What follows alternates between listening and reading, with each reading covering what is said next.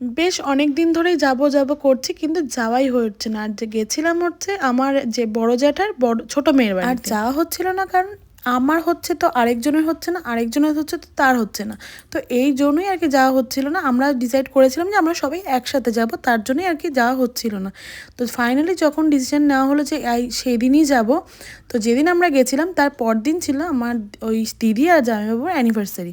তো ভালোই হয়েছে। তো আমরা তো ওখানে গেছিলাম, সেখানে যাওয়ার পর তো বেশ রান্না বান্না সবাই মিলে হাতে হাতে করেছি। সব থেকে মজার বিষয় হচ্ছে কাঠে রান্না করেছি, মানে আমি ফার্স্ট টাইম কাঠে রান্না করেছি। আমি আগে কোনো দিনও কাঠে রান্না করিনি, তবে আমার কিন্তু বেশ ভালোই লেগেছে। আর কাঠের রান্না না খুব তাড়াতাড়ি হয়ে যায়, সবাই আমাকে গুছিয়ে দিচ্ছিল, আমি করছিলাম। আবার কেউ কেউ অনেকেই রান্না করেছে, আর তার মধ্যে আমার চোখে এত ঝাঁজ লাগছিল, তখন কি করব, লাস্টে ওই ওড়নাটাকে আমি চোখের মধ্যে পেঁচিয়ে নিয়েছি। আর যার বাড়ি সেই দেখো মিষ্টি নিয়ে চলে এসছে।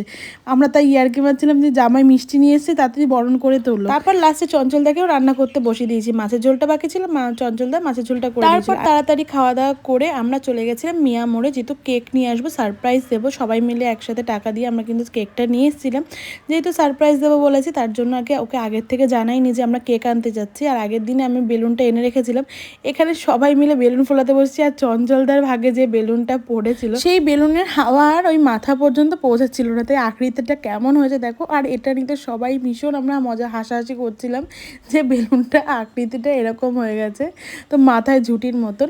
আর দেখবে সবাই মিলে এক জায়গায় থাকলে আনন্দটা যতটা না হয় তার থেকে দ্বিগুণ হয় সবাই মিলে যখন এক জায়গায় থাকা হয়। তো তারপর কিন্তু আমরা কেক কাটিং করলাম, ওরাও ভীষণ খুশি হয়েছে যেহেতু সারপ্রাইজ দিয়েছে। আর আমরা সবাই এক জায়গায় থাকলে ভীষণ ভীষণ মজা হয়। তারপর আমরা কিন্তু সেখানেই দুদিন ছিলাম, দুদিন থাকার পর পরদিন এসেছিলাম, আর সবাই মিলে একসাথে গ্রুপ ফটো তুলে নিয়েছিলাম। সেই ফটোগুলোই তোমাদের সাথে শেয়ার করলাম। তো ভিডিওটা কেমন লাগলো অবশ্যই কমেন্টে জানিও। Thanks for